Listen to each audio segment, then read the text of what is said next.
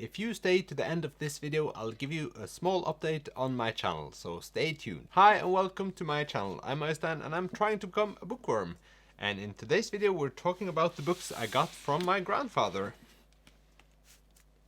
My grandfather is moving and I was asked if I wanted to come and look at his books, and of course since I'm doing this and trying to read, that was very interesting, and I made a selection of books I brought home with me, and today I'm going to go through them and talk a little bit about the authors and the books. Fun thing about picking up books from people you know is of course that you learn something about the people when you read the books, I think, but also that I would pick books that I normally wouldn't find in the store or think of naturally or pick up because I thought they were too heavy. You'll see. The first author is Roy Jacobsen and the book Child Wonder. It's a book I've seen a lot around. It was published in 2009 and Roy Jacobsen is a very famous Norwegian author. When reading about him, it seems that he's the kind of author that manages to write about a lot of subjects in many different ways and writing styles. My predictions with this book is that it's a historical fiction with a lot of political elements, but also a large degree of social realism. One surprise, and a happy surprise, is that Roy Jacobsen actually grew up not far from where I'm sitting now, which I find really interesting because not that many authors come from the district in Oslo where I live, so that is kind of fun. And I think I'll just read a quote so you get an insight into what this book is all about. Child Wonder is a wonderful and unsentimental portrait of childhood. Roy Jacobsen, through the eyes of a child, has produced an immensely uplifting novel that shines with light and warmth. So that seems kind of cozy. And yeah, I wouldn't have picked up any books if I thought I would never read them, so of course I'm going to read him. And he has published so many books that it would be an advantage to know him as an author. But then again, if he writes in such different ways from time and time again, what's the point? No, just joking. I will read it, thank you. Many of you probably know who this is, or have heard the name. It's Karl Ove Knausgård and the book's My Struggle. This is My Struggle number 4, and that's only because I had My Struggle number 1, 2, 3, and 4 from before. Is this madness? Yes, I would say it is, because this is a series of books I really don't think I will enjoy that much, just because I think they will be boring. Karl Ove Knausgård is known for, at least in my opinion, for having an exceptionally beautiful writing style and having his way with words. But let's be honest, isn't this 6 books about his struggles, his personal struggles? I can't imagine anyone being that interesting that you have to have 6 of these to explain your struggles or sorrows. Doesn't it seem a bit egotistical? Something along those lines, said the person with the YouTube channel. So I'm not sure I'm going to read them, but I feel it's kind of my duty as a Norwegian booktuber to at least read the first one. And now over to a completely different subject, and that's Monologues by Karoline Hjort. It's translated to Grandma Monologues, or Mormor is my mother's mother. And this is a book with 24 tales from different women born in the era between the 2 world wars. And it's a lot of cool pictures. Some of them are very Norwegian. It's just a book that'll show you 24 different sides of what it is to be an aging woman and trying to get a grip with all the myths of growing old as a woman. I first heard about it via Instagram and people were really excited, and I think I will enjoy it a lot. It's supposed to talk about their life choices, their dreams, their aspiration, their career goals, and just go through all of the 24 different stories and try to paint the picture of 24 different women. So this, I think, will be a very cool read and a useful one. And now over from old women to old men, it's Jon Michelet's A Hero at Sea. Jon Michelet is not longer with us, but he managed to finish the series of books where this is the first one, and it's 6 in total.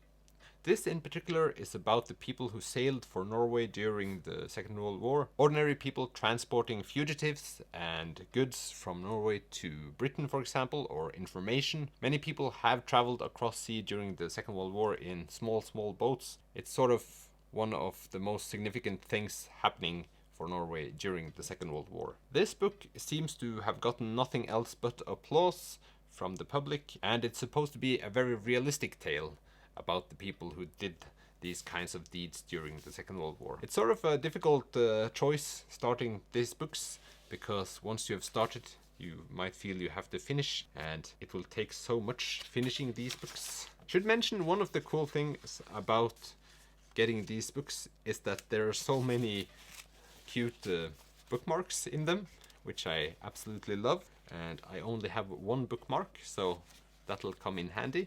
I might be a sucker for historical fiction, and this is one of the books I think I'm going to read. I just don't have the capacity of reading more large books this year, I think.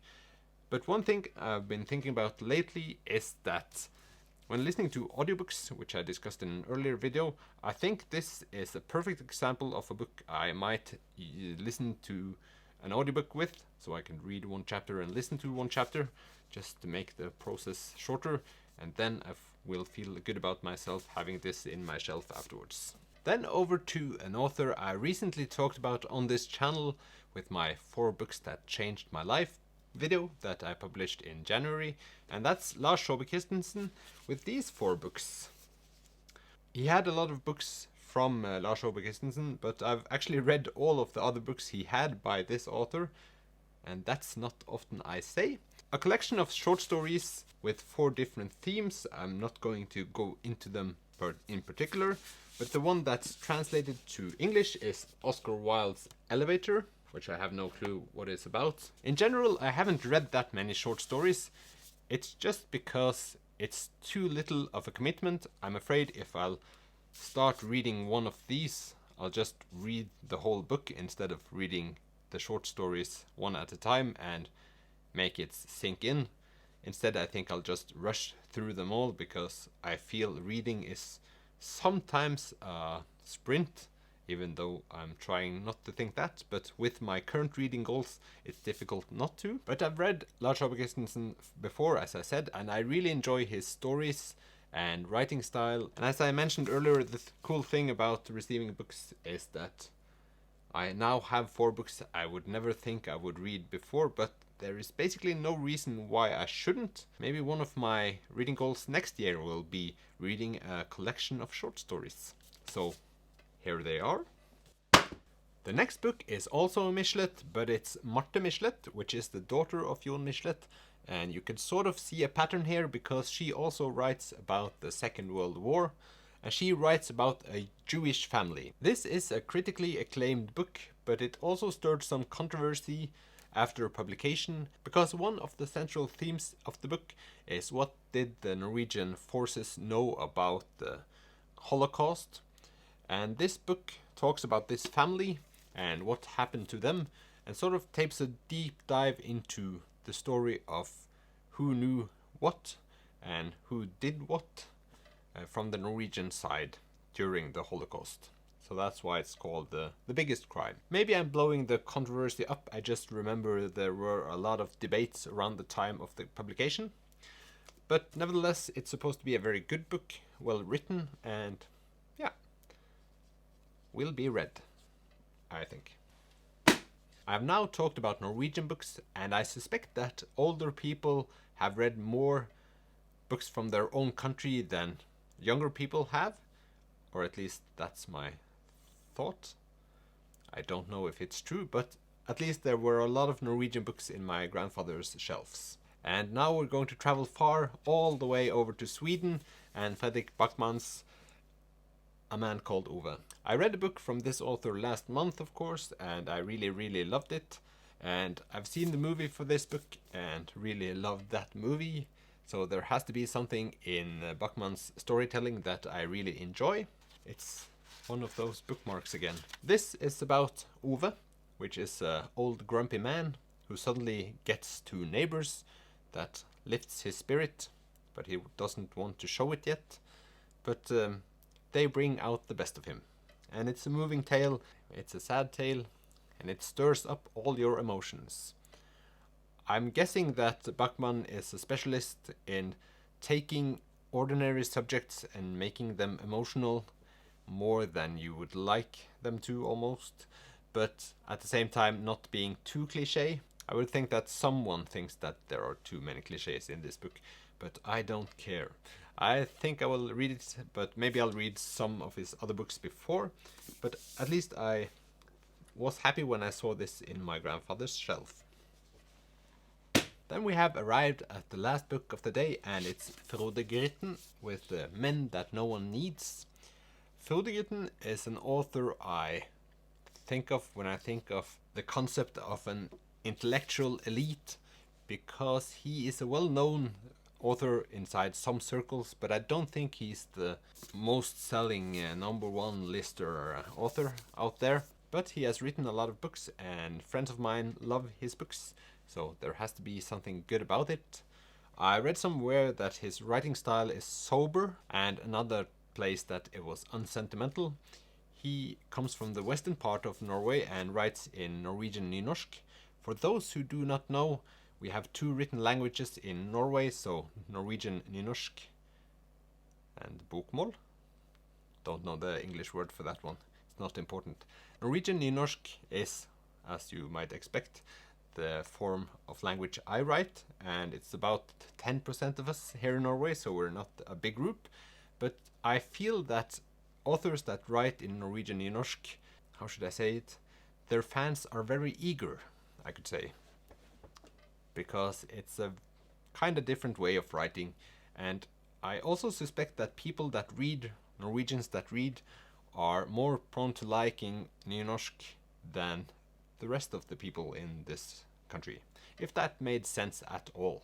This is also a collection of short stories, but specifically about men that no one needs.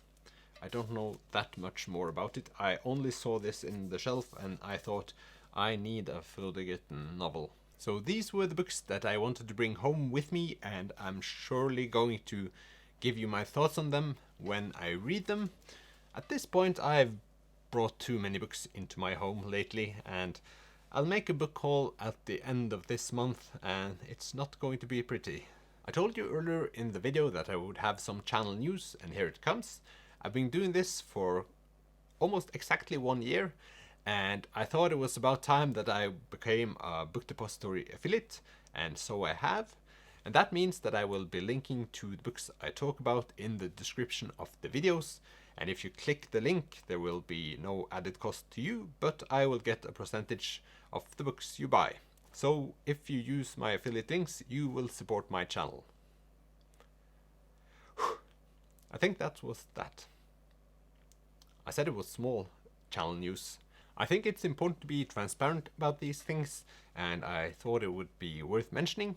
So if you click an affiliate link, I will get a small commission, and that will support my channel and I can make more videos. And if you support me by watching my videos or subscribing to my channel, that also makes me very happy. So thank you all for watching and subscribing and all that. And I hope you like this video, and comment below if you want to read any of these books.